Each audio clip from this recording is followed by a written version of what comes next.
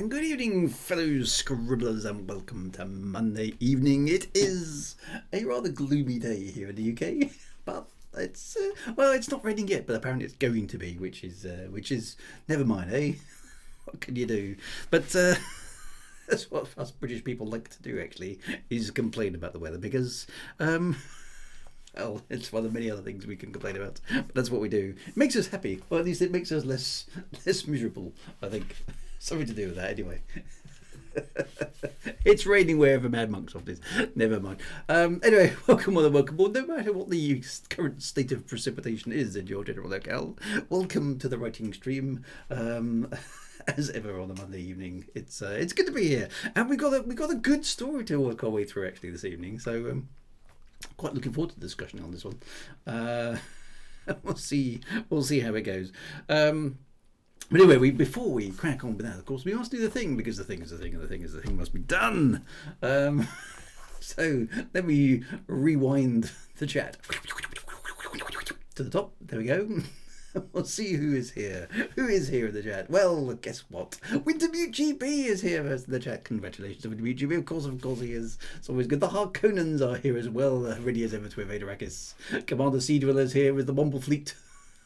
And then the Arrakises are here, quickly responding and fighting off the invasion of the Harkonnens, which is always good to see.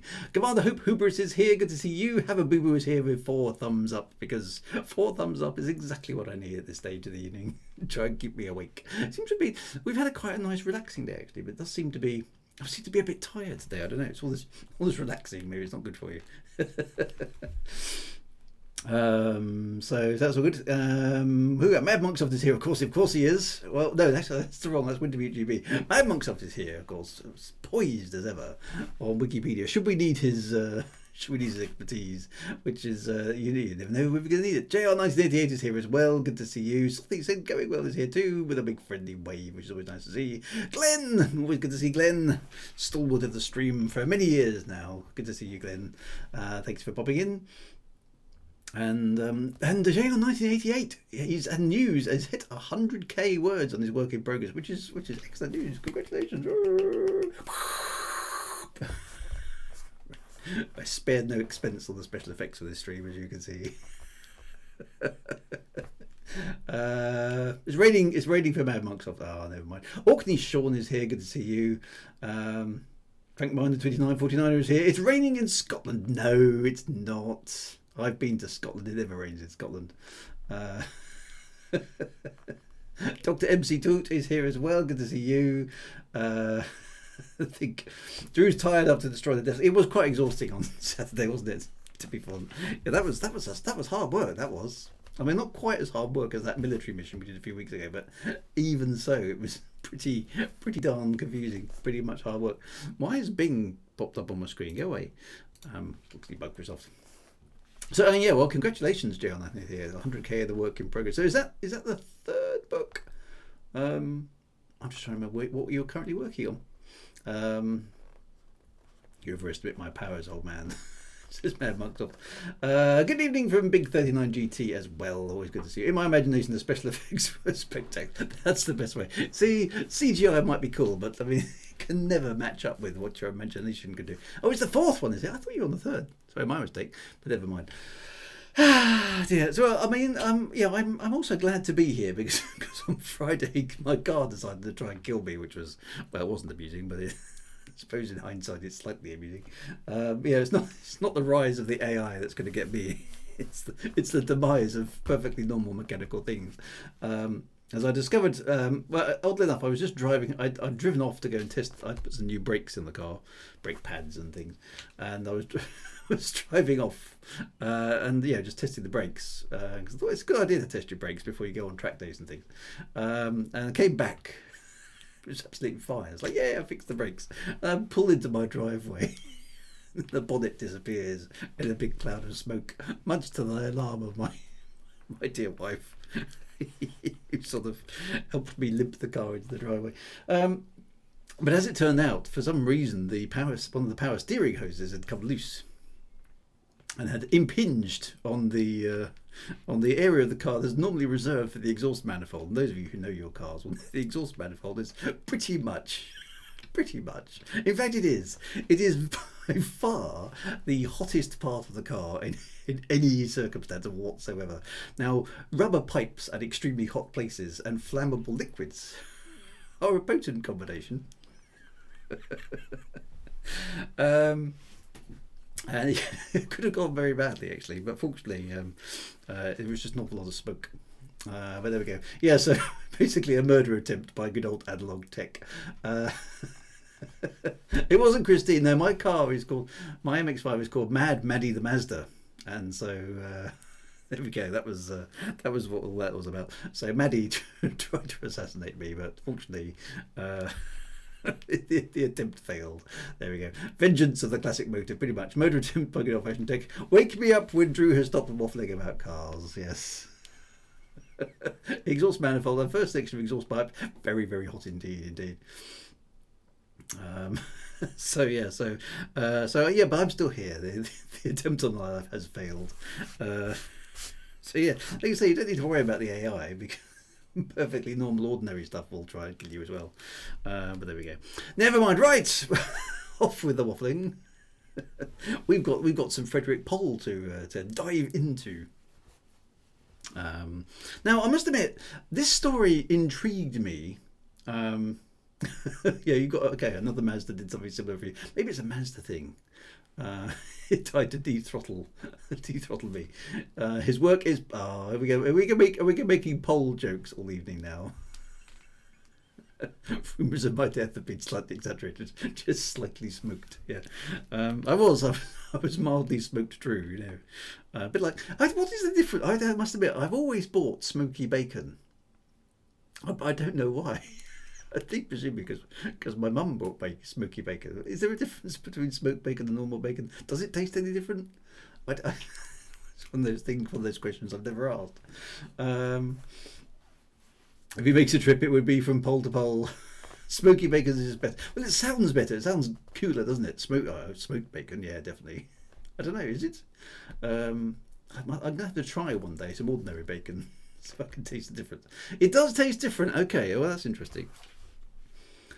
Tastes better. So smoky bacon is... we so one's smoked, the other isn't, says with the mute GB. Extremely helpfully. Even vegetarians like bacon.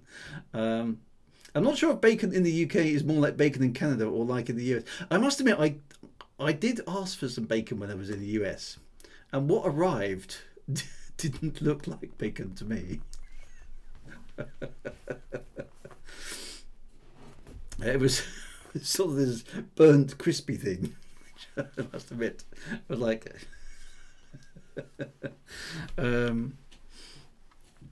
So it's hold a straw poll, but bacon in the US looks like a steak cut. So bacon in the UK it's sliced thinly. I mean, you can get bacon rashers.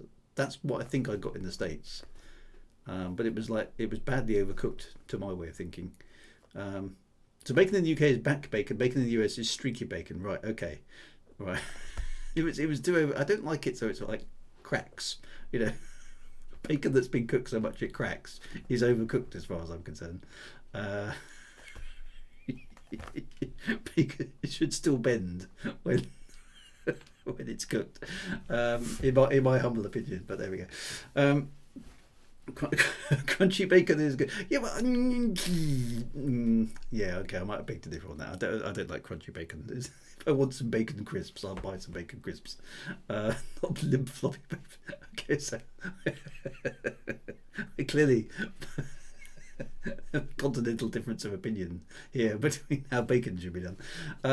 Do I remember hedgehog flavoured crisps in the 90s? I do. Now, were they genuinely hedgehog flavoured crisps, or was it a company called Hedgehog that made flavoured crisps? I can't remember. I do remember there being a bit of a scandal about hedgehog flavoured crisps. So I always wondered how Frazzles are baked. Yeah, see, Frazzles. I don't mind Frazzles, but I know I'm eating a crisp, or for the Americans, a chip, I believe. Dr. MCT was like, my bacon charcoal like it came in on an asteroid. See, I tend to think of bacon more like gammon, I suppose. Yeah, a nice gammon steak with some, with a little bit of seasoning and a ring of pineapple. That's nice. Um, right, welcome to Drew's food review stream. Now, people often think they come to the wrong place. Yes, we have to say that there's an awful lot of waffle. Oddly enough, and that's another thing that Americans do. Actually, they put bacons with waffles. That's just wrong. I'm sorry. That shouldn't be allowed. You put maple syrup on it, which just compounds the issue. That's very confusing, very strange. The first time I came across that, I was like, "What? You've confused breakfast with dessert." It's like, what are you doing? The entire day has been missed out. You've gone from breakfast all the way to dinner with nothing in between. What's going on? Dear. Anyway, right, so hang on, Mad Monksoft has actually done as we would expect. So, hedgehog flavoured crisps were developed by Philip Lewis, landlord of the Vault Public House in Welshpool, Montgomeryshire, Wales, in 1981. Lewis was partly inspired by tales of hedgehogs encased in clay being baked on gypsy campfires, and customers jokingly asked him for hedgehog-flavoured crisps. The crisps sold as hedgehog-flavoured crisps did not contain any part of the European hedgehog, which is protected by the Wildlife and Countryside Act 1981, but were flavoured. Oh, no. The thing was too long. What's the second part of that map? But were flavoured with pork fat and herbs. Okay, so hedgehog flavoured crisps were basically pigs. There were some complaints about animal rights supporters who mistakenly assumed the product did actually contain hedgehogs. Drew has threatened to do I have in the past, yes. No, I'm not opposing maple syrup in general, because no, I am, as you know, I am a Canadian, and that would be like burning a flag in America, wouldn't it? I won't do that. But maple syrup, you don't put maple syrup on bacon. That's wrong. Okay. That's just not right. It's wrong. Okay. Dear. There actually is. Okay, are there any good sci-fi cookbooks we could review? Terry Pratchett wrote Nanny Ogg's Joy of Snack. Maybe we should get to those at some point. But I totally get that maple syrup on waffles is weird, and on bacon as well is weird. See, I don't mind. Maple syrup kind of goes on waffles to me because they're both sweet. Bacon is a savoury. It's like these weird people who put salt on caramels and chocolate and things like that. It's like, what are you doing? It's wrong. Bacon goes on everything. Maple syrup goes on bacon. Therefore, maple syrup goes on everything. Says Commander Joe Nit. Slightly confusing piece of logic, but there we go. Never mind. Maple syrup on bacon is amazing, and that's coming from a Welshman.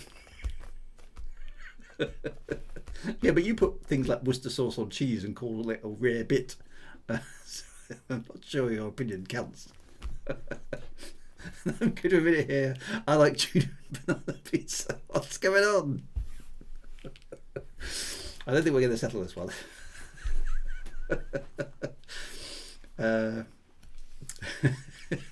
We go to talk about pineapple on pizzas. That's just going to be wrong. Okay, so you don't. Cheege, being a Welshman, doesn't like Welsh rarebit, which. For any confusion of that, I'm pretty much sure that Welsh rarebit, although it sounds like it ought to be a sort of stewy kind of thing, is actually just Worcester sauce on cheese on toast. So where it gets the name Welsh rarebit from, I've got no idea, because as far as I'm concerned, Worcestershire isn't actually in Wales, but it's one of those things. Dear. Stream has devolved into Drew roasting us. See, well, this is what happens when you complain about me talking about cars and won't let me talk about insurance. Is I have to find another creative outlet, right? Got to find something to whinge about. Actually, salt and caramel and pepper on strawberries brings out. No, oh, you sure that's just wrong? Stop it. That's just sacrilege talk. Go on. Wash your mouth out. That's with preferably with a strong whiskey.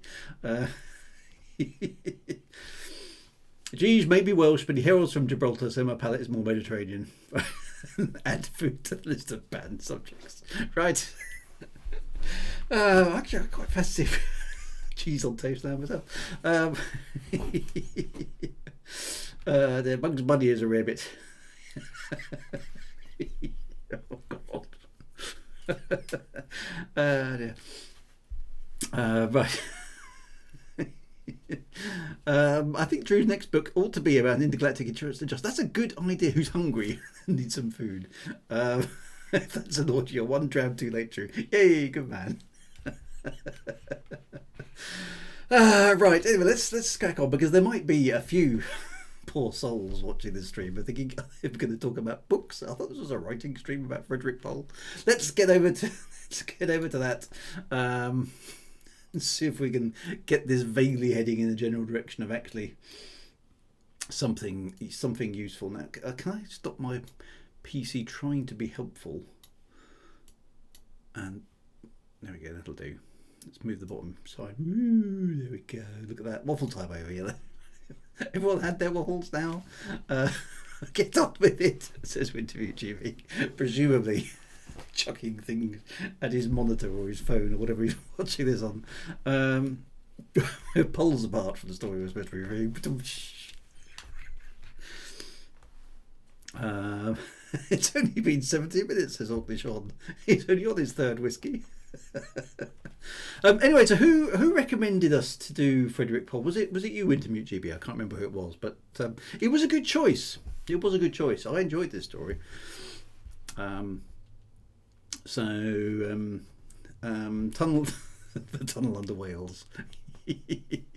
Now, I'm not quite sure what this cover art has got to do with the story, other than the artist was like, yeah, I'm going to draw a couple of blonde ladies doing something weird with some high-techy stuff, because it's not actually a high-tech story, is it?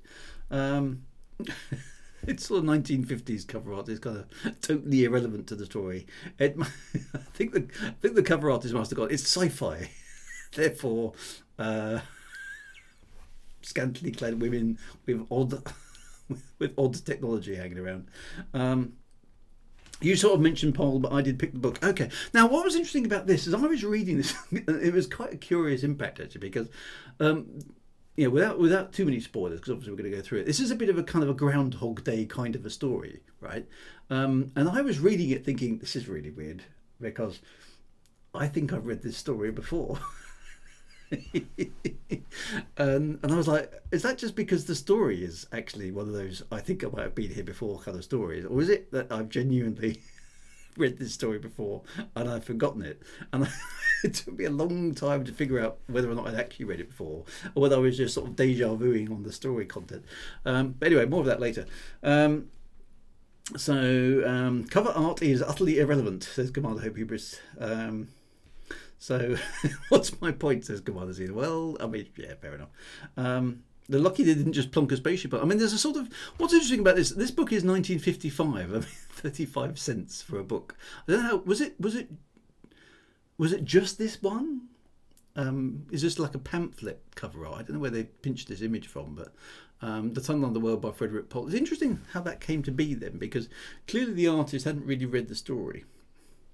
Because apart from, well, actually, I suppose this is a single woman, isn't it? It's not actually two women. It's one woman sitting in front of a mirror with this like apparatus doing her hair for her, and a guy on a kind of presumably some sort of futuristic vid phone thing, talking to her, looking like he's waiting for her to finish.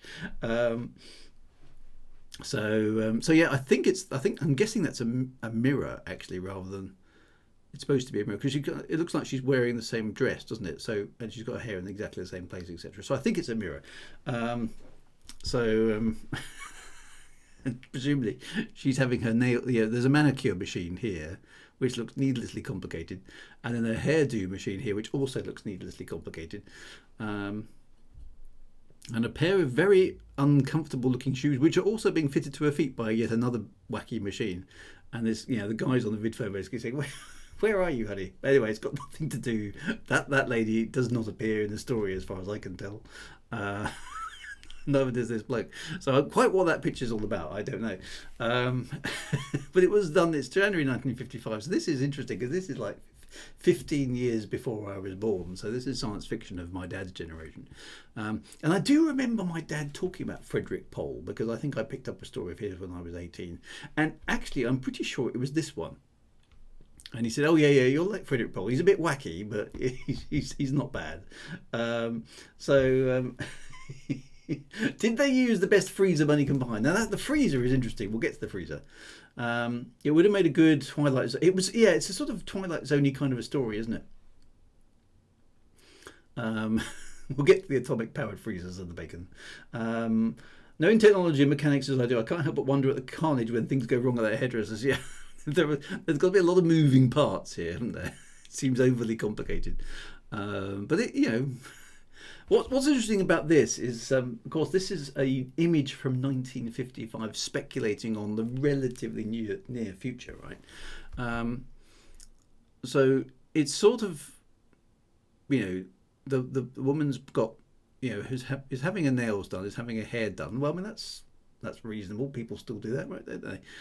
She's having her shoes fitted all at once, and there's, she's presumably chatting to this guy on his phone. He's got a watch. Which he's kind of either talking into or getting a video phone call through. So that's not bad, actually, is it? 1955. Not a particularly practical dress, as we can see, but hey, it's a turbo dress or a makeup mirror. Heelless shoes, thankfully, never caught on. No, those look uncomfortable. That looks like that would really bite after a while, doesn't it? And that's not the hairstyle, that's the hair halfway through the process. I mean, that's true. I mean, it looks like it's been pulled up to have a snip, or I can't actually see any scissors in that machine, but there we go. Right, anyway, on to the story then, because Tunnel Underworld by Frederick Pohl. Now, illustrated by EMC. Now, this comment here, is this basically referring to the picture? It says, pinching yourself is "There's no way to see if you're dreaming. Surgical instruments, well, yes, but a mechanic's kit is best of all." I don't know what that meant. Okay, bit slightly random. Anyway, now this is a science fiction story. Okay, so it kicks off very mundanely, right? Do barbers have a pole outside their shop? Or the maple syrup? Atomic laser scissors. From an engineering point of view, Ogleshaw's trying to be sensible here. Look, from an engineering perspective, those long arms on the machine would both be flexed too much and be a bugger to aim. Yes, so it looks exceedingly complicated, not very practical. I quite agree. Anyway, so we start off with our man, and it's June the 15th. We don't know what year this is, but it's June the 15th. Guy Burkhardt. Good sort of American-sounding name, that is. At least to me, isn't it? Guy. Burkhardt sounds a bit more kind of Germanic, but Guy. I mean, I've never met a Guy in the UK. Actually, that's true. I do know a guy in the UK who is called Guy. It's fairly unusual in the UK to meet people called Guy, because we talk to people. He's that guy, right? Having somebody who's actually called Guy is a bit confusing. Anyway, he wakes up screaming out of a dream. Okay, so it's all a dream. Frederick Pohl is getting rid of the whole dream thing right at the beginning, first sentence. That whole "don't do the thing about dreams." Nope, I'm going to ignore that one.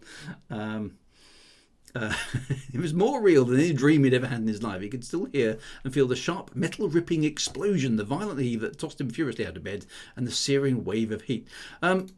This is a step beyond anything else we've reviewed so far. This is quite good writing. I quite like that. I mean, that's like, oh yeah, okay. So he's been jolted out by some sort of devastating explosion. Excellent. This explosion's already really good. Guy is better than dude, says Clint. He sat up convulsively and stared. Oh yeah, a modern editor would wipe that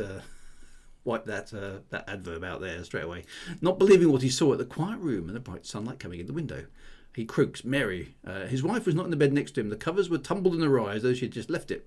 And the memory of the dream was so strong, instinctively he found himself searching to see if the dream explosion had thrown her down. Okay, so it's a dramatic explosion, but it appears to be in his dream. His wife's not there. And basically she's at the foot of the steps going, "Are you all right?" And he's kind of like, yeah, sure. Breakfast is ready. Are you sure you're all right? I thought I heard you yelling. It was just a bad dream.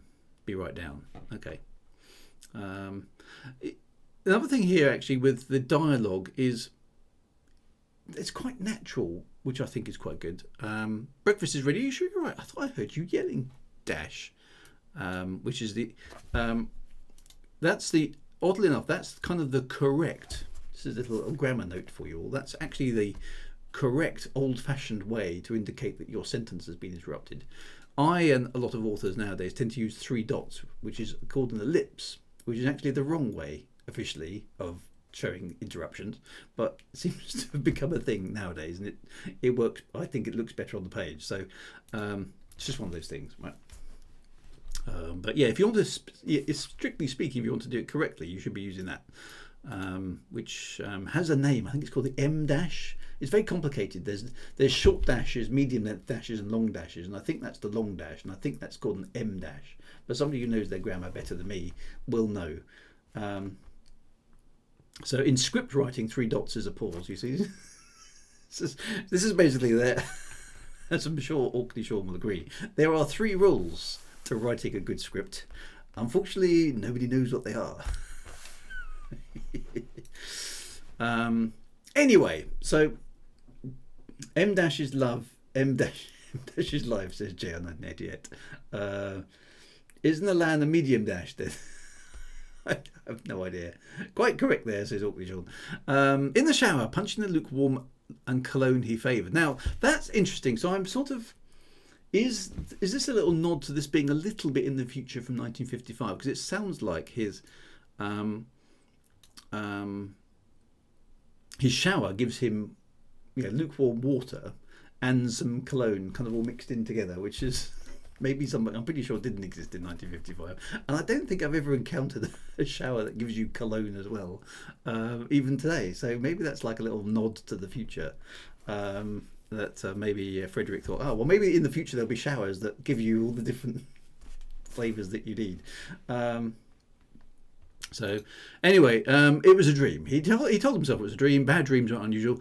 This dates it to a particular point in time. In the past 30 years of H-bomb jitters, who had not dreamed of explosions. So now H-bombs were kind of a thing from presumably the end of the Second World War, really. So he's sort of therefore setting this story in 30 years past the earliest H-bomb test that would become public knowledge. So kind of the end of the 40s, really, mid 40s, so therefore it sort of dates the story to be set in the future, but in 1975-ish, I'm guessing. Anyway, so apparently Mary, his wife, had the same dream. So that's a bit weird. You don't normally share dreams. So his dream was particularly vivid. He thinks to himself about splintered ribs and salt bubbles in his throat, the agonised knowledge that he was dying. So it's a pretty vivid dream. Maybe there was something that went, maybe there was some kind of explosion downtown. Anyway, so Mary, his wife, is very practical. It's almost 8:30, dear. Shouldn't you hurry? You don't want to be late to the office. This made me laugh. It's like it's almost 8:30. The guy isn't even out of the house yet. It shows how cool things were in the 1950s. It's 8:30. Work starts at 9. You don't want to be late leaving the office leaving the house at 8:30. Oh God, if only, right? I think all the time I was commuting to my work, I don't think I ever left the house as late as 8:30 to get to work on time. Anyway, so he gulped his food, kissed her, rushed out, not so much to be on time to see if his guess had been right. But anyway, he's obviously, this is kind of stuff. I'm guessing maybe Glenn can tell us as my tame American chap. Thank you very much, Glenn, for your contributions to the stream. Tylerton sounds like a smallish domestic kind of town in the mid sort of central belt of America to me.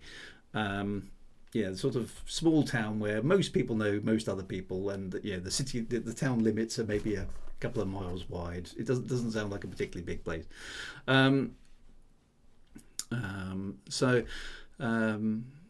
the sort of thing that you'd probably get reminiscing about on sort of Route 66 kind of songs and things like that. That's that sounds like there's going to be. It's Wintermute GP says it's 8:15, and that's the time that it's always been. I heard actually Wintermute GP. I heard your message on the radio. Conditions normal. We're coming home. It's fine. Some people will be going, what? Most of you shouldn't be because you're all old like us. But anyway, there we go. Anyway, so Tylerton, whatever this explosion was, everything seems to be fine. There's only a single skyscraper, the Power and Light building. None of the usual crowd were on the bus. But everything seems to be normal. Where's Mr. Stebbins, he said when he gets into the office. Could be not sure that name itself rings a bell. I don't know if it's a real place. Probably isn't. But where's Mr. Stebbins? Well, he's sick. He'll be in tomorrow. Pack of Marlins and the Chesterfields. Anyway, so this is the first little thing that goes awry. This man at the counter. I don't know if this is a thing in the States. It probably isn't now. It certainly wouldn't be in the UK anymore. He stopped at the cigar stand in the lobby of the office building. It's like, okay, we don't have those anymore. We probably did in the 70s, though, to be fair. So maybe that's not too bad a prediction. I mean, imagine a cigarette stand in an office lobby today. But I suppose I can remember back in the 80s when I started work, there were smoking rooms and all sorts of smoky places and offices, so maybe that's true. Anyway, so he goes to this cigar stand and buys, wants some cigarettes. And a pack of Marlins today, the man, Chesterfields, which presumably are brand names of cigarettes. But what he gets is an unfamiliar green and yellow pack. Do try these, sir. It says it contains an anti-cough factor. Notice that ordinary cigarette you choke once in a while. Not sure why there's a blank there. Burkhard was a bit suspicious of this. I never heard of this brand. Of course not, they're new, says the guy. If you don't like them, bring back the empty pack and I'll refund your money. Fair enough? It's like, okay, well, it's a bit of a hard sell, but yeah, I'm not out of pocket. But I want a pack of Chesterfields as well. Okay, so he gets his normal cigarettes. And this made me chuckle as well. It would raise hell with the trade at the cigar stand. The man tried to give every customer the same high-pressure sales talk. That was high-pressure sales? Anyway, so Burkhart gets in. 2 or 3 others get in. They're in the lift. The thread of music switched off and the speaker on the ceiling began its usual commercials. Was that a thing in American lifts, that you'd have commercials in the lift? Never come across that anywhere else in the world. Maybe that wasn't a thing, but maybe Frederick Pohl is predicting that it is a thing. I'd again be interested to know there. So he's talking about the future. Okay, so that might make more sense because it's not something that the marketeers have managed to do. But not the usual commercials, Burkhart. Okay, so there's something a little bit off today. You're getting this impression. He had been exposed to the captive audience commercial so long he hardly registered on the outer ear anymore. What was coming from the recorded program in the basement of the building caught his attention. It wasn't merely the brands were mostly unfamiliar. There was a difference in pattern. Okay, so jingles were different. Soft drinks he'd never tasted. There was a rapid pattern dialogue which sounded like 2 10-year-old boys about a candy bar. That's some sweets or a chocolate bar. Again, translating for the non-American audience tonight. Smoking in offices and restaurants didn't end until the 90s in the UK. I do vaguely remember them, when I first started out work. Go right out and get a delicious Choco Bite and eat your tangy Choco Bite all up. That's Choco Bite. Okay. And here comes the freezer. I wish I had a Feckle freezer. I'd do anything for a Feckle freezer. Anyway, so Burkhard reached his floor and left the elevator in the middle of the last one. Left him a bit uneasy because something's a bit off here. Okay, commercials were not familiar brands. There was no feeling accustomed to them. So he's like, okay, so I've woken up. It's almost like he's kind of got out a bit on the wrong side. Had a bad dream. Had to shuffle off to work quite quickly. He can't get he can get his normal brand of cigarettes, but he's been kind of interrupted. And then there's weird adverts being bombarded at him. Anyway, so his boss, I'm not sure if it is his boss, but it's the guy who does a certain type of work. Mr. Bath isn't in, okay, and maybe went to the plant that's right near his house. But today's June the 15th. It's quarterly tax return day. He has to sign the return. Quarterly tax return day. Anyway, so this lady, who I presume is some sort of secretary, he goes to his desk. It wasn't that he couldn't sign the tax documents as well, but it simply wasn't his job. Okay, so he thinks about calling, but and this goes on for a little while, and it's kind of it's very ordinary. It's kind of like so he's been to the factory. Now this bit is important. Okay, this bit is important to the story. He didn't like the people at the factory, and less contact they had with them, the better. He'd been to the factory once with Bath, and it had been confusing and in a way frightening experience. Barring a handful of executives and engineers, there wasn't a living soul in the factory. That is, Burkhardt corrected himself, remembering what Bath was. Not a living soul, just the machines. Okay, so what's going on here? According to Bath, each machine was controlled by a sort of computer which reproduced, in its electronic style, the actual memory and mind of a human being. It was an unpleasant thought, like Bath's laughing, assured them there was no Frankenstein business. Well, that's a reference we all understand, of robbing graveyards and implanting brains in machines. It was only a matter, he said, of transferring a man's habit patterns from brain cells to vacuum tube cells. Vacuum tubes, for those of you who don't know, are great big tubes which have been replaced by transistors, of course. Basically, they're effectively electronic switches. So, but back in the 1955, transistors hadn't been invented. So the idea of a microchip or a transistor, even a small transistor, as you find on a printed circuit board, didn't exist. They hadn't been invented. So the only way you could do it was with vacuum tubes, which some of you may recall in very, very old television sets. So vacuum tubes were basically, they look like light bulbs, and they do glow a little bit. If you want to see a vacuum, one of the films that did use vacuum tubes actually, that you probably have seen, is Back to the Future. If you look at the third movie, when they fixed the time machine to go back to the past, the doc from 1955 has to make a microchip equivalent out of vacuum tubes, and it's strapped to the top of the DeLorean. So vacuum in the UK they're called valves, slightly confusingly, because they aren't valves. But they are. Vacuum tubes is actually a slightly more accurate name for them, because they do contain a vacuum. But we in the UK we call them valves. Not sure why we call them valves. Does anybody know that?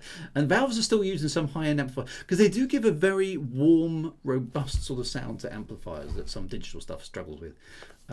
They're electrical valves, that's why. And they're quite fragile because they're made of glass, you see, so you don't want to drop one because you'll bust everything.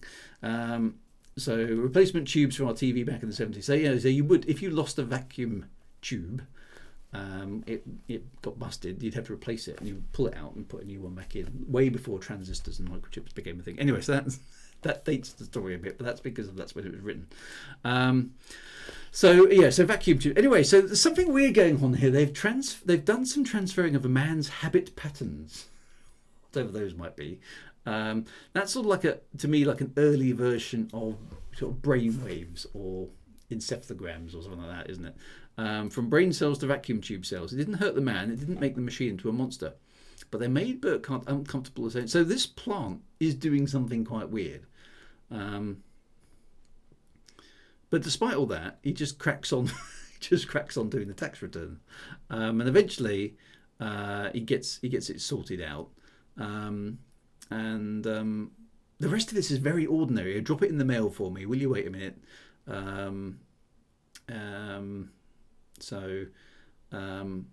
Anyway, and he kind of completes his day's work at the office. Apart from this, the slightly wackiness about the adverts and this curious business, whatever they're doing in this factory, it was kind of a bit weird. but then it's just an ordinary day at the office. And then on the way home, vacuum tubes behave as valves because they can control and amplify the signal. There we go. Goes to the machine, goes off to do paperwork. So I guess that's the trick in writing future stories in a few hundred years in the future. It seems like you have to envisage something beyond just cutting edge tech now. Well, this is a thing because, I mean, a lot of sci-fi dates really badly, doesn't it? I mean, for example, most science fiction writers didn't see the arrival of the mobile phone. If you look even at something relatively recent, again, Back to the Future, look at 2015 as it was. Of course, it's quite some time in the past now. But 2015, the Back to the Future 2015 that was theorised from only 1985, so only like 30 years in the future.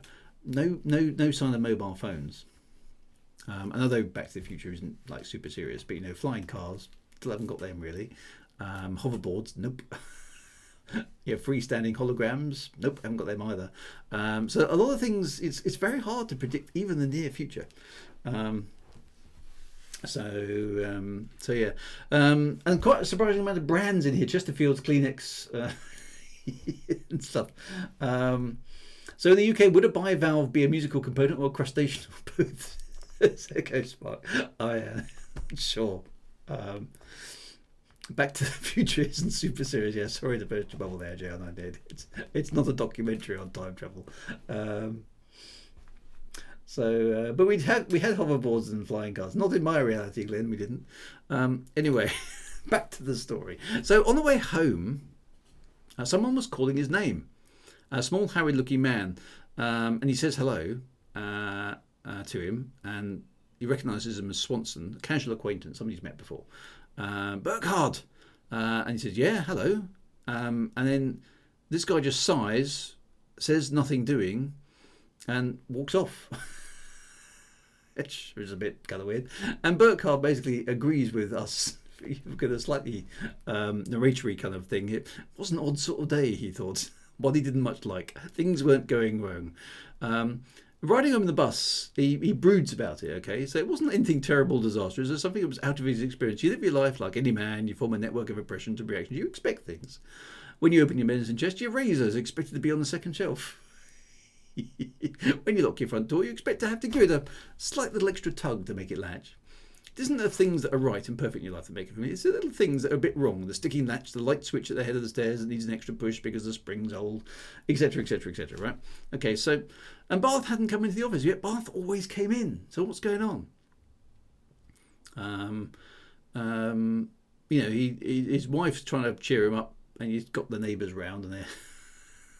This is another thing that's really funny.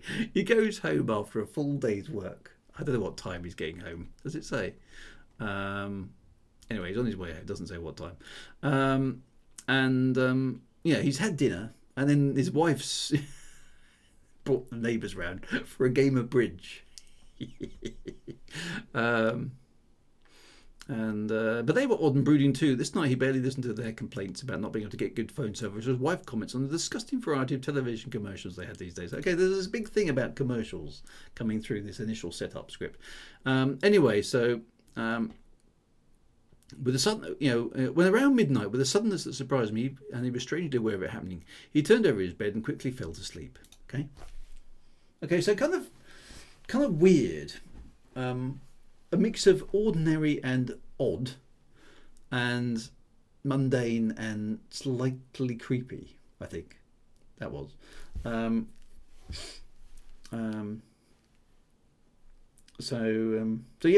I don't know, a bit weird. And I was reading this thinking, this feels. I had read the story before as it turned out, but it felt oddly familiar.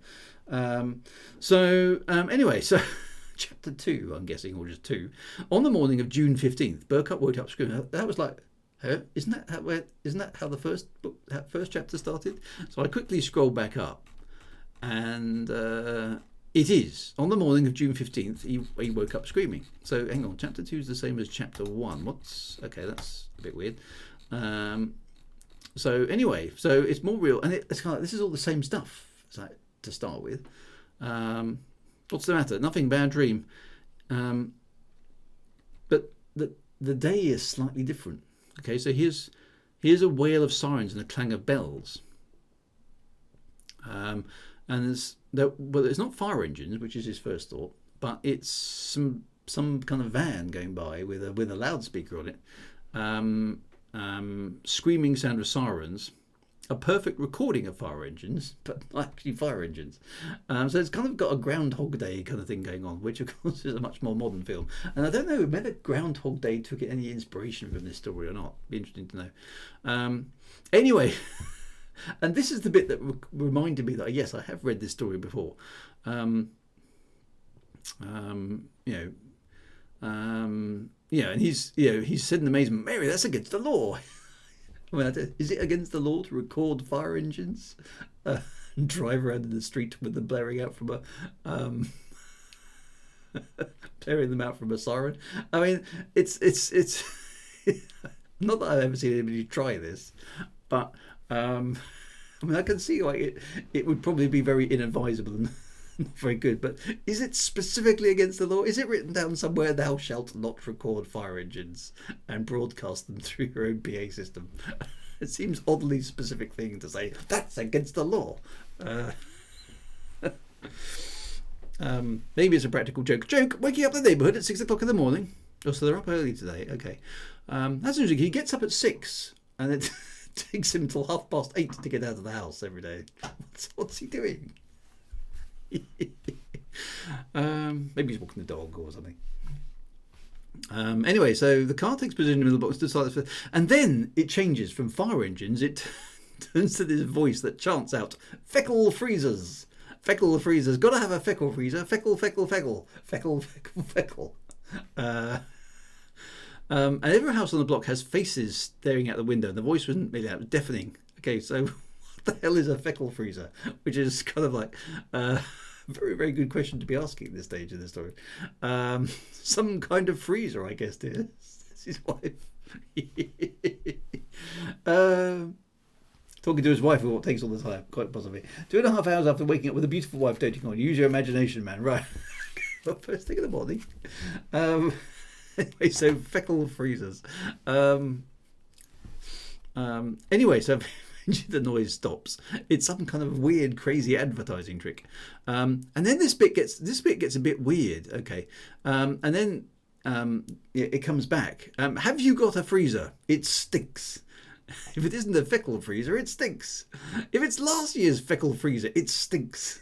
Only this year's feckle freezer is any good at all. You know who owns an Ajax freezer? Fairies.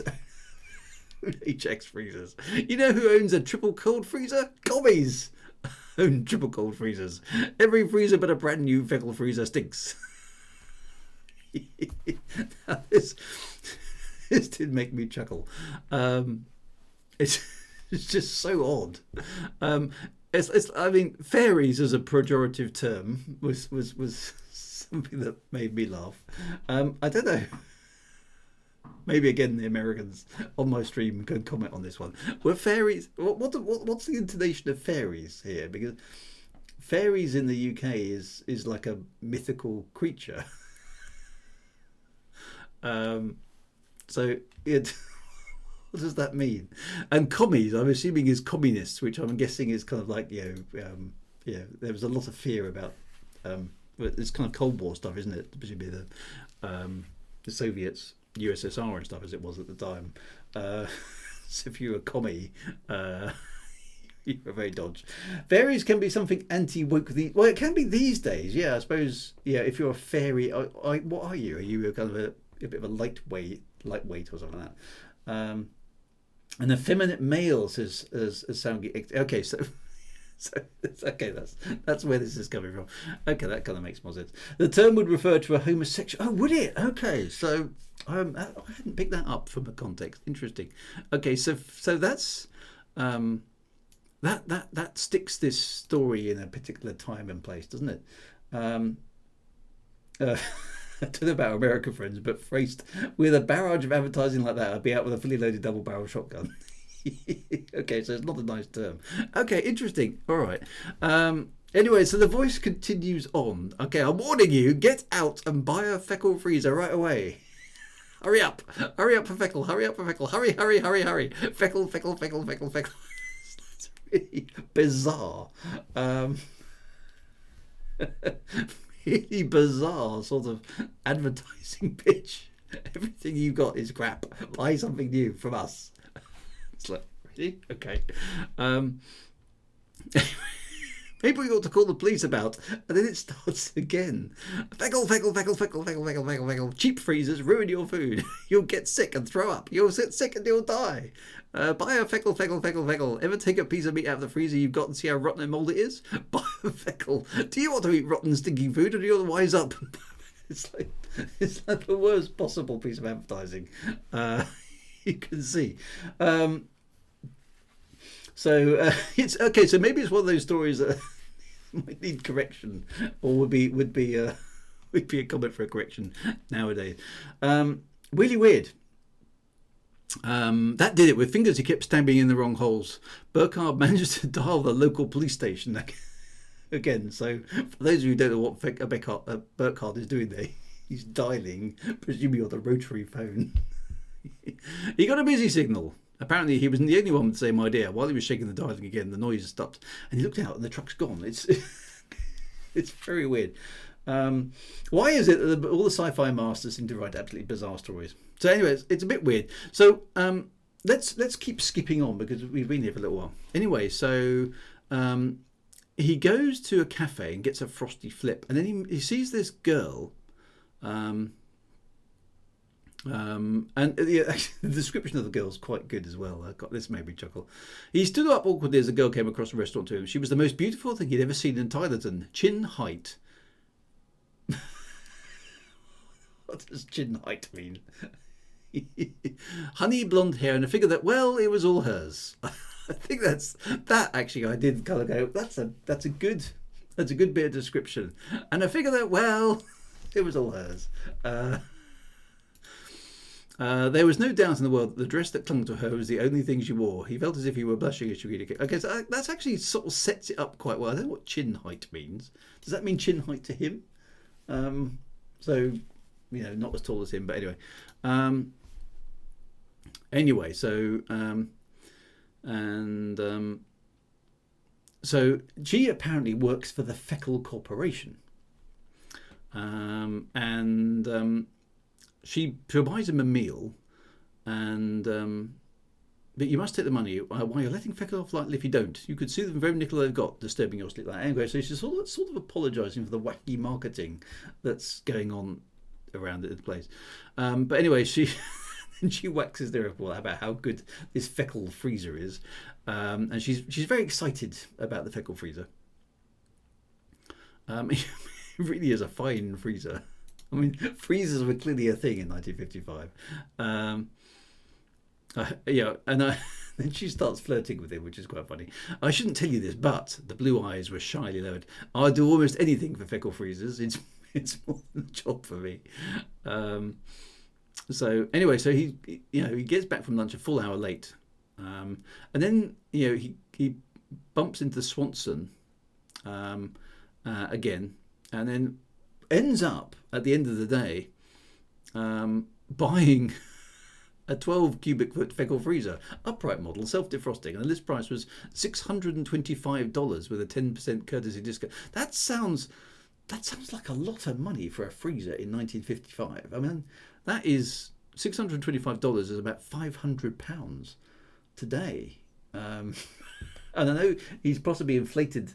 I mean, it's a lot of money for a freezer. I mean, I suppose the story is set in 1975, but even so, that's a stack load of cash for a freezer. I mean, I wonder what $625 would be in 1955. Clearly, Frederick Pohl thought inflation was going to be a real problem in the next 30 years. And he wasn't sure how he was going to explain it to his wife. Why have you bought a new freezer? But anyway, the moment he gets home, his wife says, I wonder if we can't afford a new freezer. Dear. There's a man here to apologise. Nice and well, we got talking. She's bought one as well.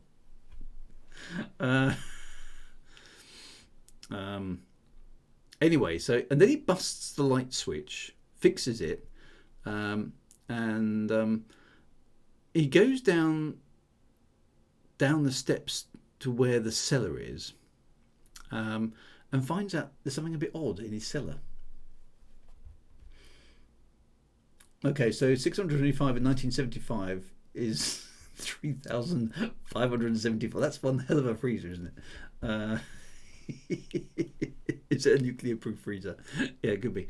The stained cement of the cellar floor was a thin shell. He found the hammer and cracked it off in a dozen spots. Everywhere was metal. The whole cellar was a copper box. Even the cement brick walls were false fronts over a metal sheet. So he's found out that the bottom of his cellar, there's something odd about the bottom of his cellar, right? Parts of it are okay, but parts of it aren't. Okay, there are some real bricks on sort of one side, and the other side is made of thin sheet metal, which is kind of like weird. So it's as though someone had shored up the house with a metal frame of metal and then laboriously concealed the evidence. And then he remembers building a boat, and then he finds the boat partially dismantled in his. I'm not quite sure why there's a boat in his basement, but anyway, so he called on, feeling rough. It's in a state that he didn't leave it in. So something's kind of really, really well. And then, boom, slightly weirdly, he falls asleep, almost as if something's been switched off. Anyway, the next day is the next day. It becomes June the 16th. And the first thing he did, he goes downstairs, looks at his boat hull, the fake cellar floor, the imitation stone, and they're still there. Okay, so something is awry. Then he looks at it and noticed it. The morning paper was tossed carelessly against the steps. As he retrieved it, he noticed that the paper says it's the 15th day of June. But that's impossible, because that was yesterday. And today he knows it's the 16th of June, right? The price of a cold spot freezer in 1955 was $409. That must have cost an absolute fortune back then. So how much is $409 in today's money? That's pretty insane. They were pretty expensive things then, I guess. So only the well-heeled Americans would have had them. Rickel Inc. 07 everyone, first time chat. Hello, good to see you. Freezers are complicated. They are. I suppose they were super complicated back in 1955 because they were new. Anyway, so he picks up a telephone, dials for weather information. Now, again, is that a future thing that Pohl is predicting? That that's quite a good bit of sci-fi. If so, I don't know. Was there a weather information telephone line in 1955? Gets a well-modulated chance. Coolisham showers, barometric pressure, blah, blah, blah. United States Weather Bureau forecast for June 15th. Warm and sunny, high around. Okay, so it's June the 15th. But he knows it's not, because he can remember June the 15th from the previous day. Holy heaven, Burkhard said prayerfully. Pretty sure that's not what he would have said, but hey, never mind. Things were very odd indeed. And so his wife has just had the most terrible dream, as kind of predicted.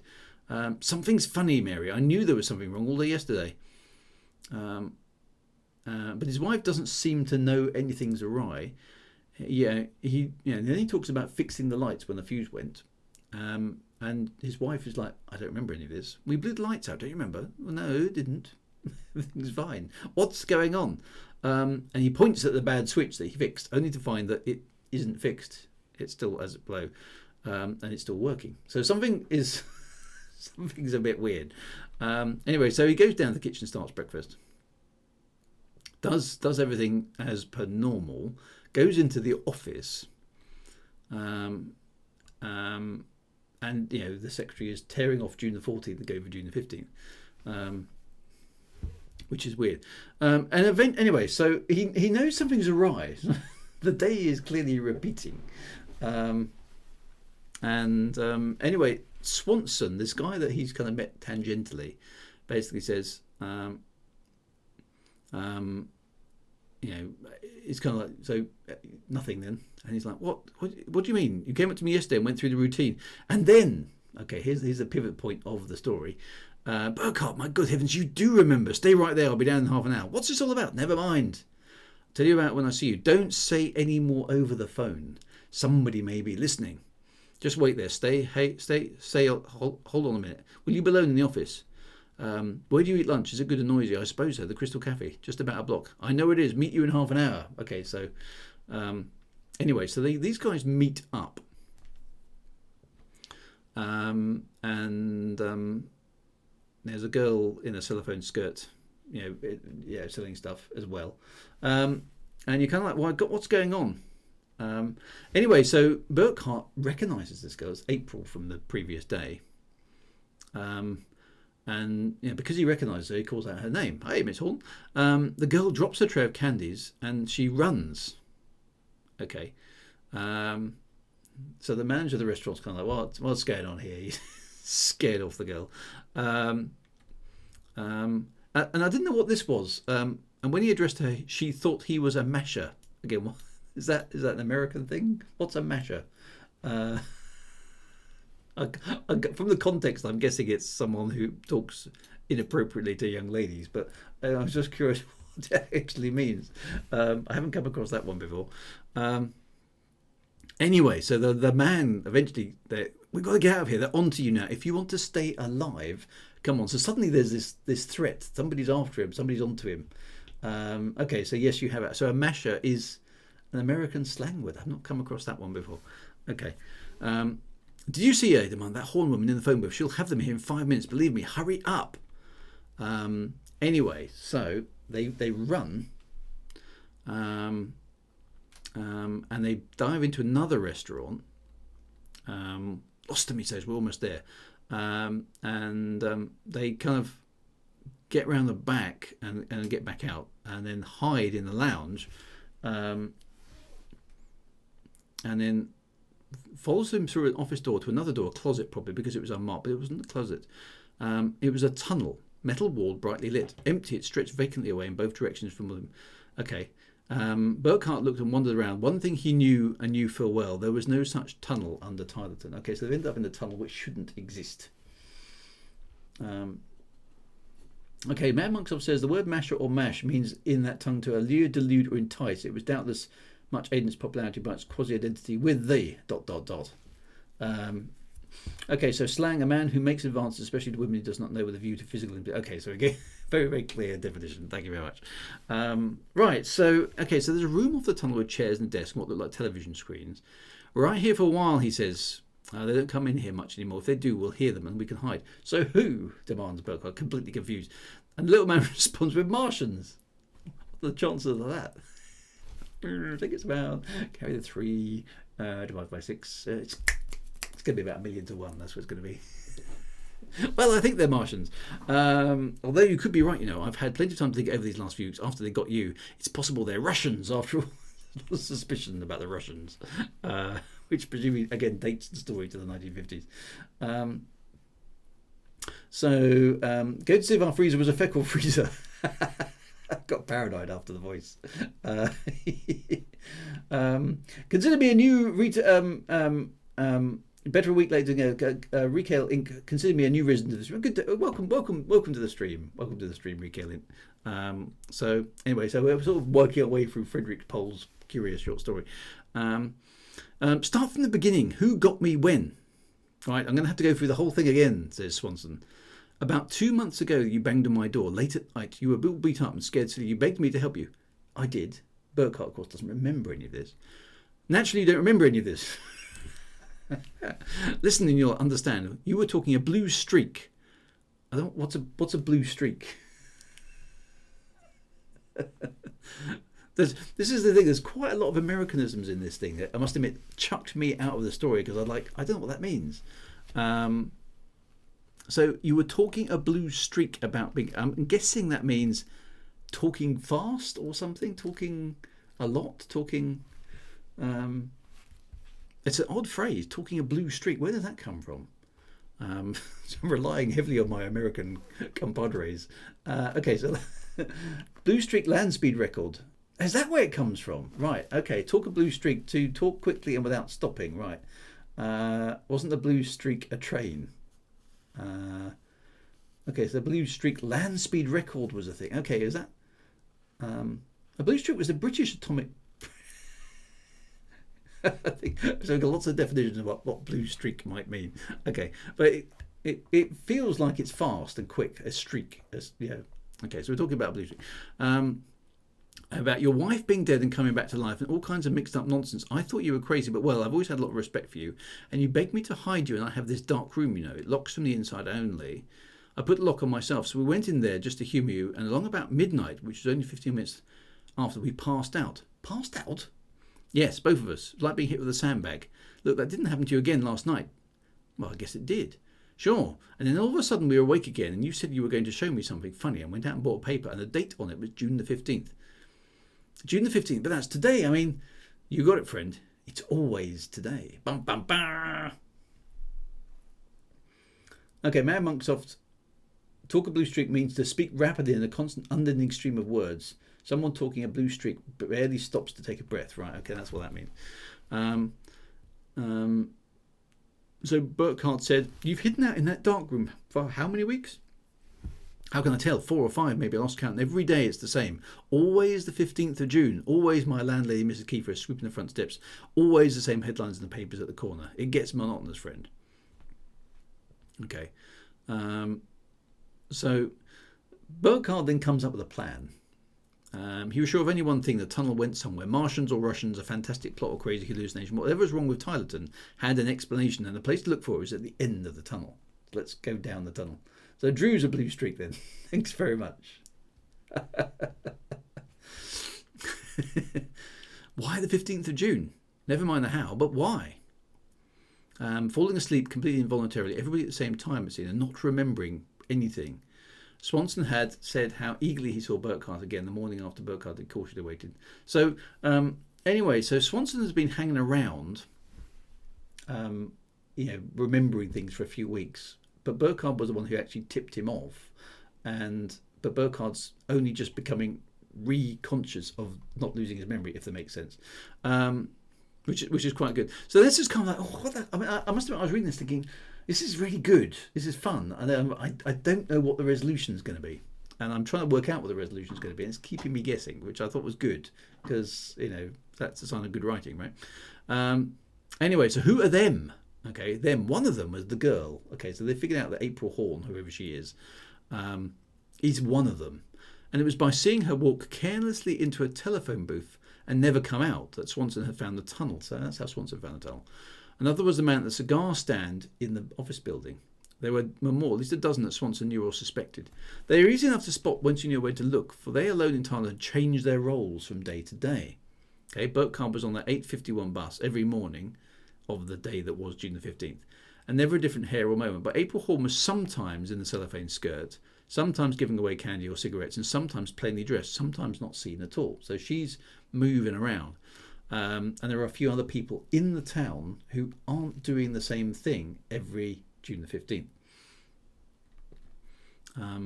Anyway, eventually going down this tunnel, they emerge and they come up in the chemical plant, the plant that we were talking about right at the beginning, where there's some weird stuff about memory transfer between humans and vacuum tubes and stuff. So there's valves that open and close, vats that empty themselves and fill themselves, and the plant was never populated, but it was never still. So it's doing manufacturing stuff.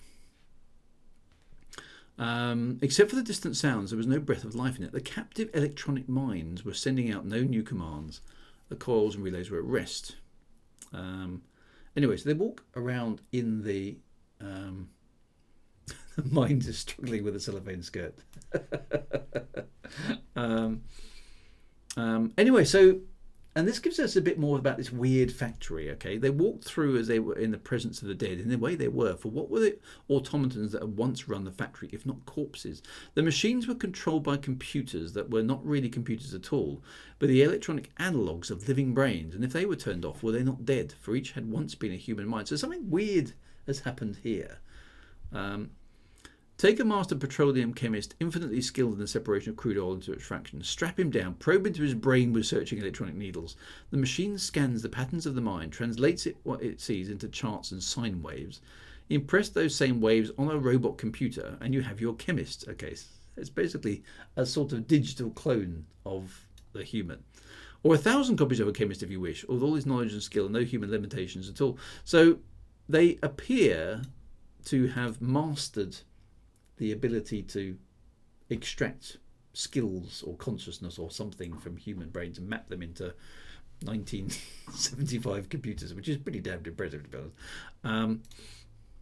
Put a dozen copies of him into a plant, and they will run it all 24 hours a day, 7 days of every week, never tiring, never ever looking in. So it's quite prescient, this story, isn't it? Thinking about the rise of AI and all that sort of stuff that we're kind of all chattering about at the moment. It's like Frederick Pohl's talking about this sort of thing in 1955. Computer equivalents of human beings. Anyway, so they were not machine sounds, but voices. Here's the sounds. And there's a smaller room lined with television screens, each one a dozen or more at least, with a man or woman sitting before it, staring into the screen and dictating notes into a recorder. The viewer is dialed from scene to scene, no two screens ever showing the same picture. Okay. The pictures seemed to have little in common. One was a store where a girl dressed like April was demonstrating home freezers. One was a series of kitchens shots. Burkhardt caught a glimpse of what looked like the cigar stand in his office building. So it was baffling, and Burkhardt would have loved to stand there and puzzle it out, but it was too busy a place. There was a chance that someone would look their way or find them out. Okay, so someone's monitoring the town for reasons that aren't clear either.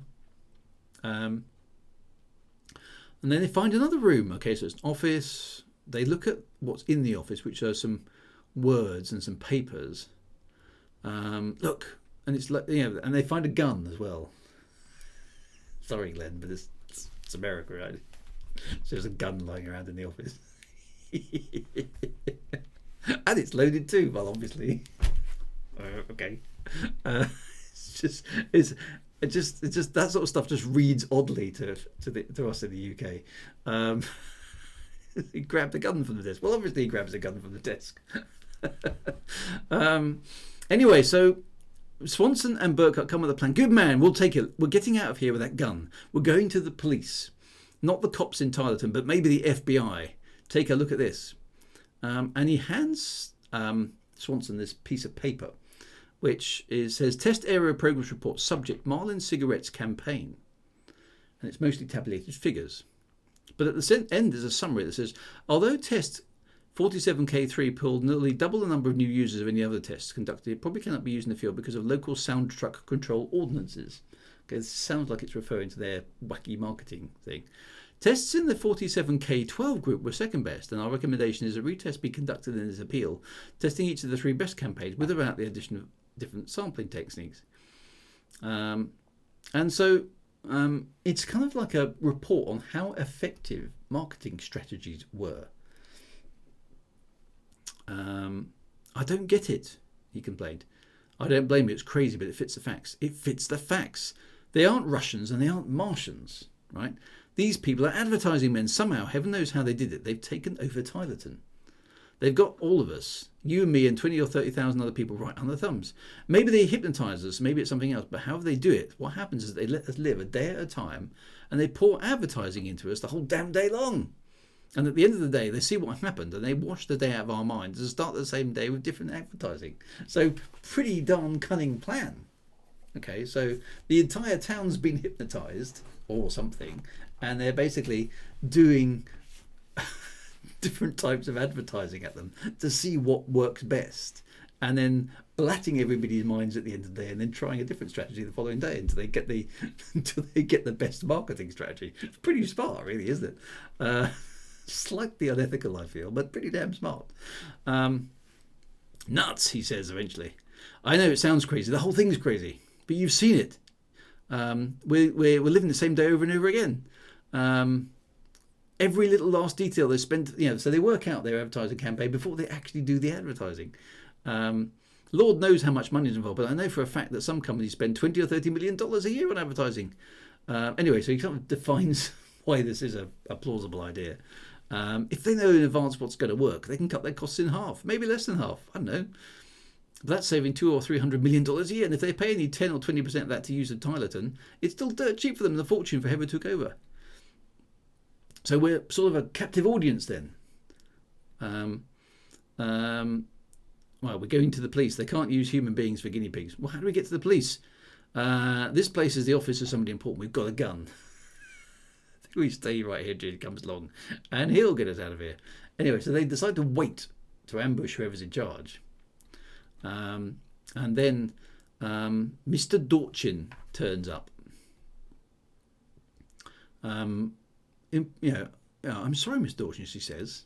Says lady with him. I thought it was important. Her name's Janet. Damn it, Janet. Man grumbled, important. One lousy unit out of 21,000. But it's the Burkhardt one. Okay. The Burkhardt unit? What does that mean? Again, and he got out of sight. He must have had some help.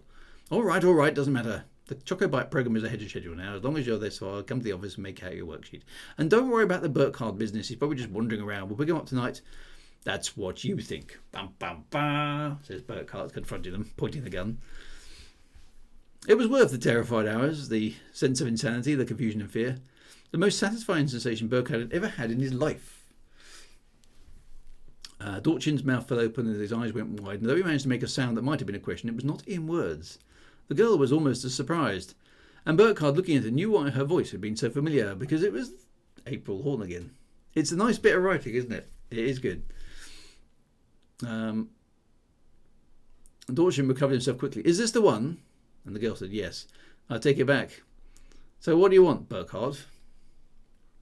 Swanson piped up. Watch me, might have another gun. There's guns everywhere. I'll tell you what we want, Dorchin. We want you to come with us to the FBI and explain how you can get away with kidnapping 20,000 people. Okay. Kidnapping? That's ridiculous, man. Put that gun away. You can't get away with this. I think I can, says Burkhardt. Dorchin looked furious and sick, but oddly not afraid. Damn it! You're making a big mistake. I haven't kidnapped anybody, believe me. I don't believe you. Why should I? But it's true. Take my word for it. Yes, because you're the baddie. So we're going to take your word for it? No, we're not. The FBI can take your word for it if they like. We'll find out. Now, how do we get out of here? Dorchin opened his mouth to argue, but Burkhardt blazed. Don't get in my way. I'm willing to kill if I have to. Don't you understand that? I've gone through 2 days of hell, and every second of it I blame on you. Kill you? It would be a pleasure. I don't have a thing in the world to lose. Get us out of here. I mean, slight overreaction, I feel. Okay, so he's a bit confused and a bit desperate, and things are a bit weird. But really, I'm willing to kill you if I have to? I could sort of maybe see I'll put a bullet through your kneecap or something like that unless you start talking. I could just about get behind that. But I'm not sure jumping straight to I'm willing to kill you if I have to, because I've been through 2 days of hell. 2 days of excessive advertising and confusion. Not quite justification for killing somebody, is it? I'm not sure. And it would be a pleasure, and I don't have a thing in the world to lose. Well... You do. You've still got a wife, right, at this stage, and a job and a career and stuff, right? So murdering the guy when you're not entirely sure what's going on. Maybe it's just a kind of comment on actually how Burkhardt is kind of totally and utterly confused. So it just strikes me as quite extreme. There we go. Dorchin's face went suddenly opaque, which is an odd turn of phrase. It's like, wasn't it opaque before? Or is he sort of transparent?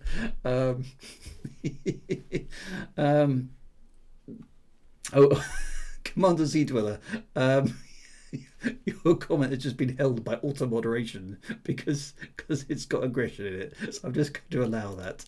There we go. A modern man is so used to advertising, we wouldn't murder an advertising executive.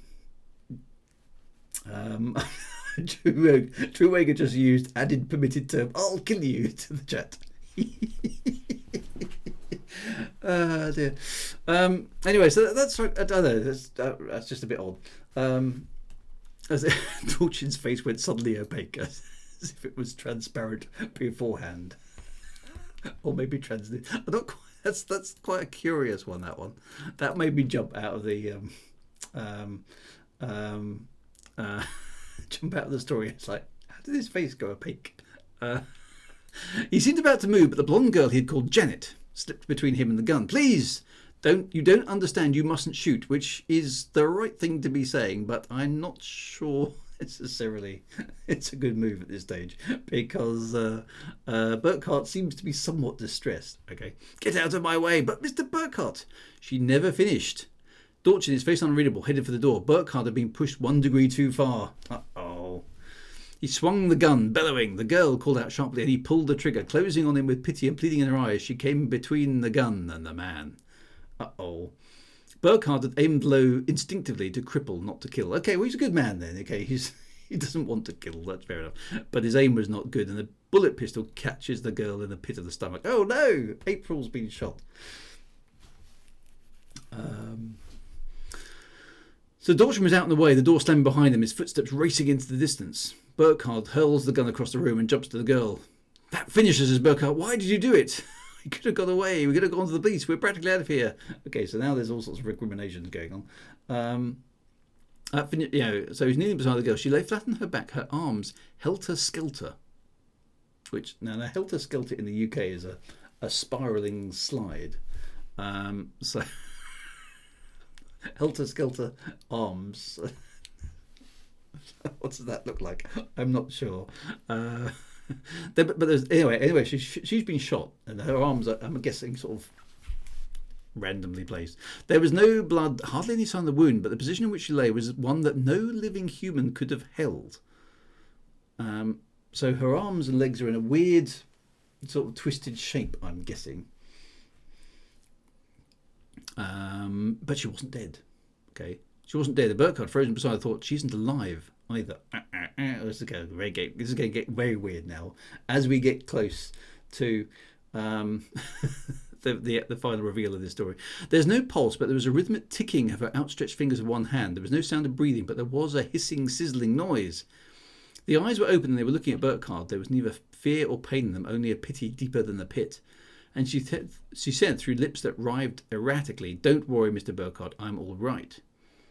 And where there should have been blood, there was a clean break of substance that was not flesh and a curl of thin golden copper wire. "You're a robot," he said. "I am. And so are you." Bum, bum, bum. Okay. Poor maple syrup.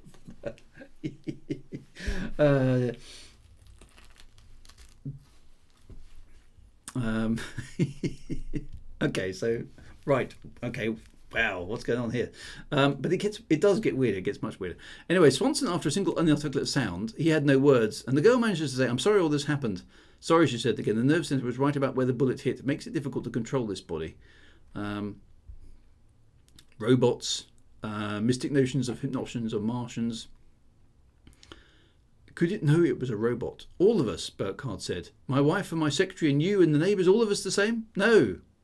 The voice was stronger now. "Not exactly the same, all of us. I chose it, you see. I was an ugly woman, Mr. Burkhardt, and nearly 60 years old. Life had passed me, and when Mr. Dorchin offered me the chance to live again as a beautiful girl, I jumped at the opportunity. Believe me, I jumped in spite of its disadvantages. My flesh body is still alive, and it's sleeping while I'm here. I could go back to it, but I never do. And the rest of us?" "Different, Mr. Burkhardt. I work here. I'm carrying out Mr. Dorchin's orders, mapping the results of the advertising tests, watching you and the others live as he makes you live. I do it by choice. But you have no choice because, you see, you are dead." "Dead?" cried Burkhardt. The blue eyes looked at him unwinkingly and knew it was no lie. He swallowed, marvelling at the intricate mechanism allowed him to swallow and sweat and eat. "The explosion in my dream." "It was no dream. You were right, the explosion. That was real, and this plant was the cause of it. The storage tanks let go, and the blast didn't get. The fumes killed a little later. Almost everyone died in the blast, 21,000 persons, and you died with them. And that was Dorchin's chance. That damned ghoul." Okay, so everyone has been killed, and now everybody is a robot, because that's something that the factory plant was able to do. "Why?" she says. "You were gone. You and all the others were what Dorchin wanted, an entire town, a perfect slice of America. Oh, it's easy to transfer a pattern from a dead brain as a living one. Easier, because the dead can't say no." Okay, some serious ethical considerations there. It took work and money. The town was a wreck, but it was possible to rebuild it entirely, especially since it wasn't necessary to have all the details exact. There were the homes where even the brains had been utterly destroyed, and those are empty inside, and the cellars needn't to be too perfect, and the streets hardly matter. And anyway, it only has to last for one day, the same day, June the 15th. Over and over again, as if someone finds something a little wrong somehow. The discovery won't have time to snowball. or wreck the tests because all errors are cancelled out at midnight. Everybody's dead, Drew. Yeah, that's right. And that home was called Milton Keynes. That's the dream, Mr. Burkhardt, the day of the June the 15th, because you never really lived it. It's a present for Mr. Dorchin, a dream that he gives you and then takes back at the end of the day when he has all his figures on how many of you responded to what variation of which appeal, and the maintenance crews go down to the tunnel to start the whole city, washing out the new dream with their little electronic drains, and the dream starts over again. Okay, so it's basically all these people have been killed by a bomb explosion, for the plant, and their dead personalities have been revitalized in some robots. And they're being forced to replay the same day over and over and over again for advertising purposes. The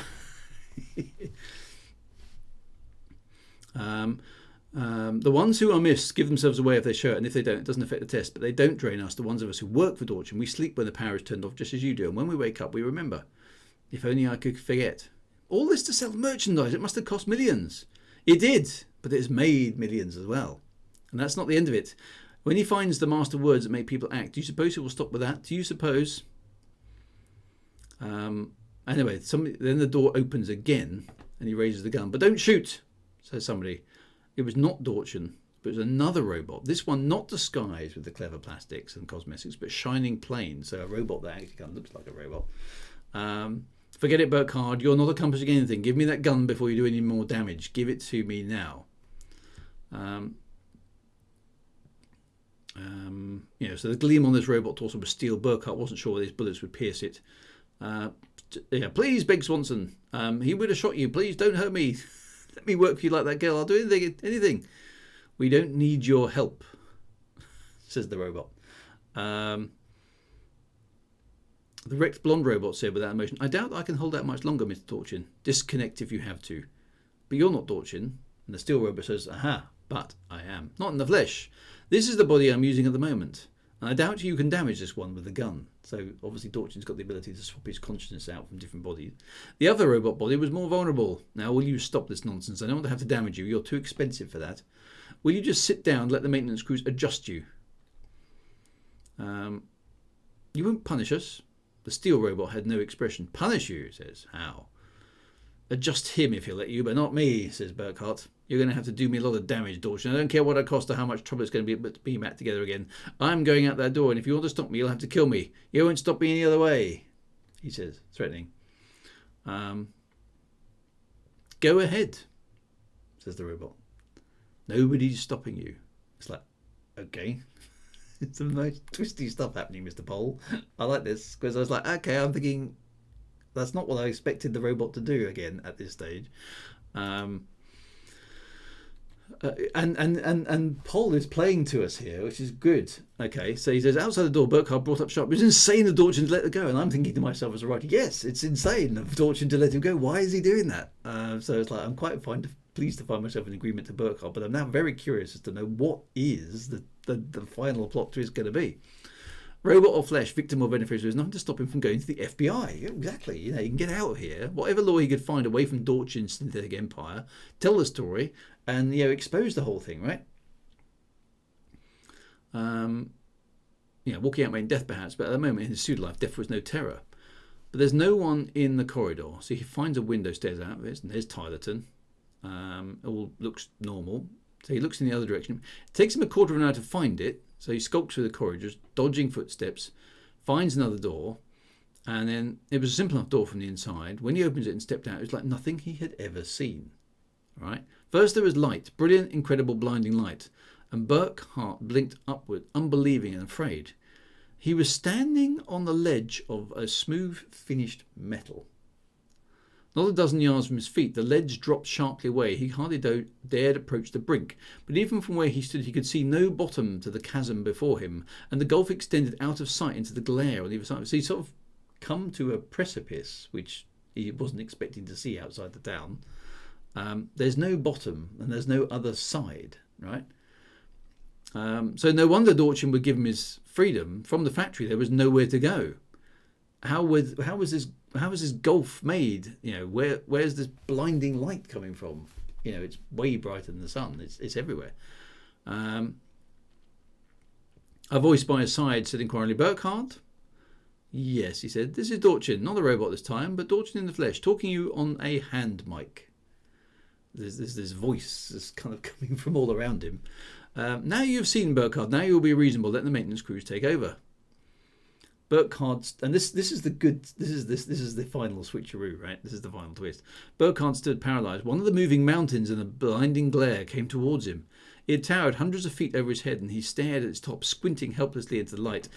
And it looked like, but it's impossible. The voice in the loudspeaker that said, Burkhard. A heavy rumbling sigh. I see. You finally understand. There's no place to go. You know it now. I could have told you, but you might not believe me, so it's better for you to see it for yourself.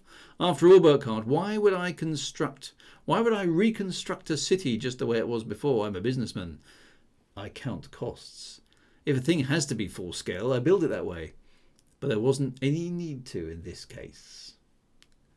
And from the mountain before him, Burkhard helplessly saw a lesser cliff descend carefully towards him. It was long and dark, and at the end of it was whiteness. 5-fingered whiteness. Poor little Burkhard, crooned the loudspeaker, while the echoes rumbled away through the enormous chasm that was only a workshop. It must have been quite a shock for you to find that you were living in a town built on a tabletop. And then, it's the morning of June the 15th again. Guy Burkhart woke screaming out of a dream. He shudders and opens his eyes. There was an out-of-season chill to the air. But there's a sound truck, again, sitting outside on the street. Are you a coward? Are you a fool? Are you going to let crooked politicians steal the country from you? No. Are you going to put up with 4 more years of graft and crime? No. Are you going to use the vote to straight federal party all up and down the ballot? Yes, you bet you are. Sometimes he screams, sometimes he wheedles, threatens, begs and cajoles, but his voice goes on and on and on through one June the 15th after another. Frederick Pohl. And I was like, I got to the end of that and I thought, my God, that was a damn good story. I did not see the last twist coming. That it was, he'd rebuilt the town on a table and him using miniature robots with people's personalities. Oh, that's great. It really was a damn good story. Yeah, the miniaturization was like, whoa, okay, didn't see that coming. Did not see that coming. I was thinking, how is he going to resolve this? Because I could see I was getting near the end of the story. I was like, I can't see where this is going. And brilliant twist, I thought. Brilliant twist. Paul was on something illegal when he wrote this. I mean, it's quite a twisted story, isn't it? Quite a twisted story. And it's got, for 1955 also, it's got some very prescient stuff in it about, mind transfer and digital cloning of analog things and marketing people running amok, that sort of stuff. So that is, I remember getting to this point thinking, there's been a twist, which is good, really, really good. But the last one I didn't see coming. And even monitoring population. So lots of prescient stuff in here, for nice, really, really nice story for 1955. I was impressed. So as a story, I mean, Frederick Pohl there. Definitely recommended. We should just definitely check out some more of his stuff because that was good. Not science fiction in your kind of that we're possibly used to, actually. So this is this very, very speculative fiction, wasn't it? Which is possibly an older breed of science fiction, but very, very, very, very good story.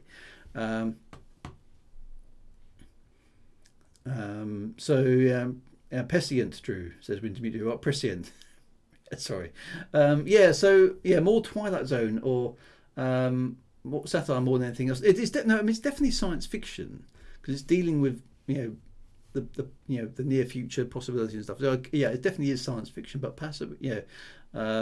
It's a world away from a sort of narrative tale like, let's say, War of the Worlds was. It's much more it's a small set piece, isn't it, in there, kind of making us think about things. And it's a great story for making us think about, oh my God, that's not what I was expecting to see. It leaves you a little bit unsettled. I must admit, when I put this down after having finished reading it, I was like, it's like, didn't like that. It was an unsettling read, which I suppose is good. So to be honest, Frederick Pohl, a big thumbs up. Not an odd story, but a very cleverly crafted stories. So it would definitely make me seek out some more of his stuff, because it was a well crafted, very tight little story, and I thought it was really good. I really enjoyed that. When can we get back to spaceships and strange new worlds?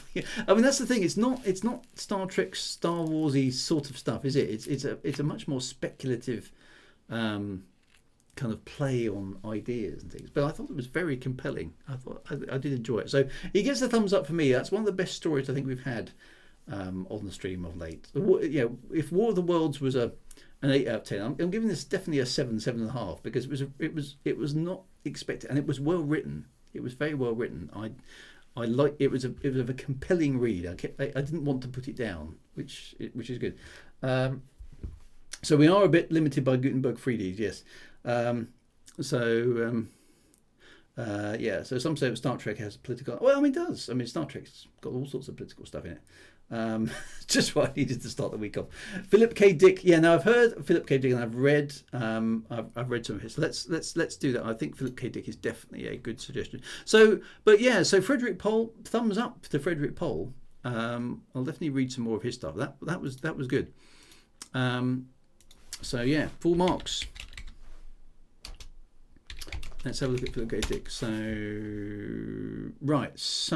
Wintermute GB is suggesting Second Variety by Philip K. Dick, which seems to be the second most popular Philip K. Dick story. And it's the cover there doesn't really help at all.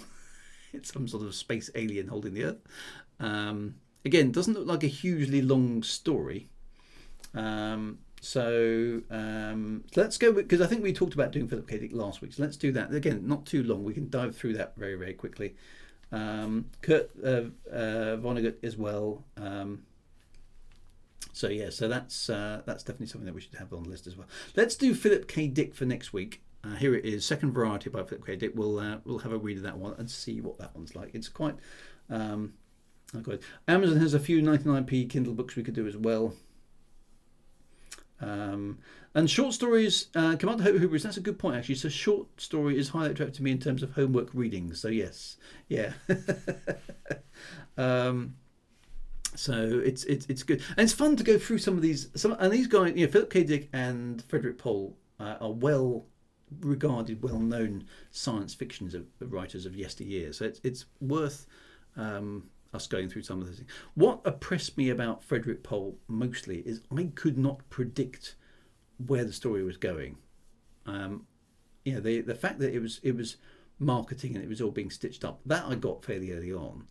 There was clearly a bit of telegraphing of the fact that the mind transfer stuff was going on. So I had that. I got that from the story, and I was like, so where's he going with this? But I didn't predict the ending, which for me is good. It's like if I don't predict the ending of a story, I'm quite impressed, because so there we go. There's a few bleak endings in your own short stories in Contraband. Yeah, some of those are pretty bleak, aren't they? Sorry about that. and to be honest, actually, there's two. For those of you who didn't know, my little Contraband is my set of short stories that I've written. They are quite bleak, actually. Some of them. They are. Those short stories are a bit inspired by works like this, where there's a kind of bleakness to the end of how things work. So I've some of the stories in Contraband have got their inspirations from works like this, where I've gone, yeah, nice bleak ending, let's do that. So that's quite good fun. So mad idea, how about a poll of all assembled who'd like to write a 1,000-word short story? You could cover 5 per session a month. Yeah, well, that's not a bad idea. We could potentially do some creative stuff as well as some potentially in the future. It's just a time limited thing, because unfortunately I'm going to have to stop streaming at the end of June, because I've got a house move coming up, and all my computing all my computer stuff is going to have to be packed away. So the stream will resume, but I'm not quite sure when. So I'm trying to cram in as much stuff for now as we can. But let's Asimov. We need to get to Asimov as well. I'd love to have you hatchet my works. We've done a bit of that in the past, actually, which was quite good fun. And you guys ought to hatchet some of mine at some point as well. I think that'd be quite good. So yeah, let's do Second Variety by Philip K. Dick next week. And so read that in the interim, see what you make of it, and then we'll go through that one next Monday. That'll be awesome. I'm looking forward to it. This is quite good fun. This is good. Oh, we have done Asimov, haven't we? Yeah, of course. I could always get a stand-in, someone to take over my stream. But yeah, let's do the reading. Let's see how we go. That would be really good. Oh yeah, Liar. That's right. Yes, we did. Let's do Philip K. Dick next week, and we'll see how it goes. Right. So my friends, Thursday back to what am I doing at the moment? I'm doing that other game, aren't I? Spaceborne 2, Star Citizen. Hopefully we'll be back on Friday. Oh, hang on. Will I be here on Thursday? No, Thursday I won't be here, I'm afraid. Because I'm doing another track day for which I've got to fix my car, as you know.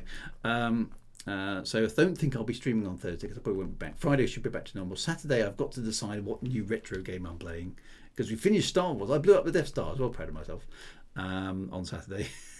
Slaughtered millions of innocent people, but hey, had to take down the Empire. And then obviously back next Monday for more of this, which will be really good. So I need to have a think for Saturday what we're going to be playing. But anyway, good. Take it easy, my friends. Enjoy the read. Keep reading, because by reading you pick up more stuff to put in your own stories. Trust me, it works. The more you read, the better writer you become. Take it easy, my friends. Be good. See you soon, and right on as always.